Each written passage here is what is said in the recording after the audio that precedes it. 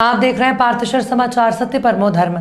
आने वाले मनपा चुनाव में हार के डर से विरोधी पक्ष के प्रभुत्व वाले क्षेत्रों के लोगों के घर तोड़ने के लिए वैकोली को हथियार बनाकर और मनपा चुनाव से पहले लालपेट और रैतबारी उपक्षेत्र के विकास के नाम पर हजारों निवासियों को बस्तियां खाली करने का नोटिस भेजने के पीछे वैकोली प्रशासन की क्या मंशा है, ऐसा प्रश्न आज एक प्रेस कॉन्फ्रेंस लेकर राष्ट्रवादी कांग्रेस के शहर अध्यक्ष राजीव कक्कड़ ने वैकोली के वरिष्ठ अधिकारियों और प्रशासकीय अधिकारियों को किया है।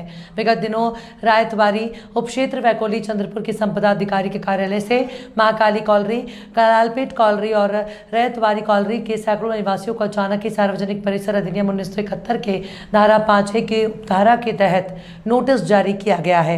विश्व स्तरीय सूत्रों से प्राप्त जानकारी के अनुसार लालपेट, रैतवारी, बाबूपेट, बाबानगर के निवासियों को वैकोली के संपदा अधिकारी द्वारा जिस प्रमाण में नोटिस जारी किए गए हैं, उसने राष्ट्रवादी कांग्रेस पार्टी के शहर जिलाध्यक्ष को आश्चर्यचकित कर दिया है। उनके द्वारा इस संबंध में और जानकारी प्राप्त करने पर पता चला कि पिछले 1 महीने में वैकोली के रैतवारी और लालपेट उपक्षेत्र के संपदा अधिकारियों ने सार्वजनिक परिसर अधिनियम 1971 की धाराओं का अंधाधुंध इस्तेमाल करके बाबानगर, लालपेट, बाबूपेट और रैतवारी इलाके में 40 सालों से ज्यादा समय से रह रहे अनेक परिवारों को नोटिस देकर उनके दिलों में दहशत कायम कराई है कि अगर बस्ती के निवासियों ने उनके मकान जिस भूमि पर निर्मित है उस पर हक संबंधी दस्तावेज वैकोली अधिकारियों के समक्ष पेश नहीं किए तो उनके घर तोड़ दिए जाएंगे। वैकोली के अधिकारियों ने करीब 100 से अधिक नोटिस जारी किए। ऐसी विश्वसनीय जानकारी प्राप्त हुई है। पिछले 40 वर्षों से इन बस्तियों में रहने वाले लोगों को हटाने की ये कार्यवाही ऐन मनपा चुनाव से पहले हो रही है। वैकोली प्रशासन, मनपा प्रशासन कुछ भी स्पष्ट बताने को तैयार नहीं है कि इन बस्तियों में ऐसे नोटिस क्यों दिए गए हैं, इसलिए वैकोली की कार्यवाही पर शंका हो रही है। इन प्रश्नों के जवाब वैकोली अधिकारियों को जनता के सामने आकर देने चाहिए, ऐसा राजीव कक्कड़ ने कहा है कि 40 साल बाद में WCL को अचानक जाग आती है और वो 1500-2000 परिवार को नोटिस भेजते हैं कि हमारी जगह खाली करो, हमारी जगह खाली करो, पर उद्देश्य क्या है, उनकी मंशा क्या है, वो जताते नहीं हैं। उनको माइनिंग करना है तो माइनिंग की परवानगी उनको चंद्रपुर के रहवासी देंगे नहीं, नेशनल ग्रीन टर्मिनल भी देंगे नहीं, जबकि उनकी हाई कोर्ट में ही वो 5 करोड़ रुपए पेनल्टी भर के उन्होंने स्टे लिया हुआ है।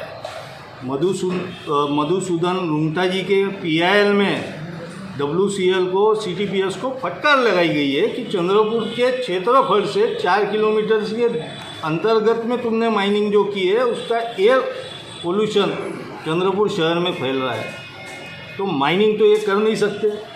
फिर नोटिस भेजने के पीछे की मंशा क्या है, तो नोटिस भेजने के पीछे की मंशा महानगर पालिका चुनाव के एन मौके पर लोगों को डरा कर, धमका कर, अपने तरफ खींच कर उनके संदर्भ में WCL के जिला अधिकारी से सबसे मीटिंग लगाकर भारतीय जनता पक्ष के पूरा इसके ऊपर शंका जाती है कि भारतीय जनता पक्ष के नेता लोग ये नोटिस के पीछे छुपे रहकर WCL के अधिकारी को सामने करके लोगों को भयभीत करने का काम कर रहे हैं। कुछ होना जाना है नहीं। मैं सभी लोगों से दरख्वास्त करता हूँ कि आप भयभीत मत हो। आपके पीछे न्यायालय खड़ा हुआ है, संविधान ने आपको भी जगह दी है, आप कोर्ट में जा सकते हो, आप वो नोटिस का जवाब दे सकते हो, क्योंकि आप और आपका परिवार 40-50 साल से वहाँ पे रह रहा है। किसी के बहकावे में न आते हुए चंद्रपुर की जनता ने सोच समझकर कदम उठाना चाहिए और हमारी प्रश्न का जवाब WCL ने देना चाहिए कि उनकी मंशा क्या है। बस, धन्यवाद। स्थानीय छोटू भाई पटेल हाई स्कूल में पिछले 28 साल से अशोक तुमराम सहायक शिक्षक के रूप में कार्य कर रहे हैं। 31 अगस्त 2022 को डिप्टी प्राचार्य सेवानिवृत्त होने के कारण पद रिक्त होने से दिनांक 1 सितंबर 2022 से वरिष्ठता नियम अनुसार अशोक तुमराम को उप प्राचार्य के रूप में पदोन्नत किया जाना चाहिए था। इस बीच सुप्रीम कोर्ट के निर्णय के अनुसार उक्त विद्यालय के 4 शिक्षकों को सरप्लस घोषित किया गया है, क्योंकि वे अधिशेष फर्जी आदिवासी कर्मचारियों की सेवा समाप्ति के लिए जिला परिषद चंद्रपुर के सामने आमरण अनशन पर बैठे थे। कनिष्ठ शिक्षक राजू मानकर को उसी विद्यालय के उप प्राचार्य के रूप में अनियमित कार्य के खिलाफ भी आपत्ति उठाई गई थी।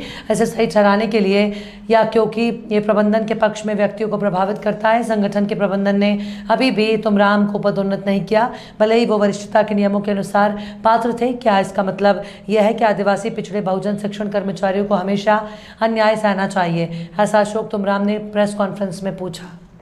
11,5 से 1000 मंथली ईयरली। हाँ, 1500 बच्चों के कितने होते थे?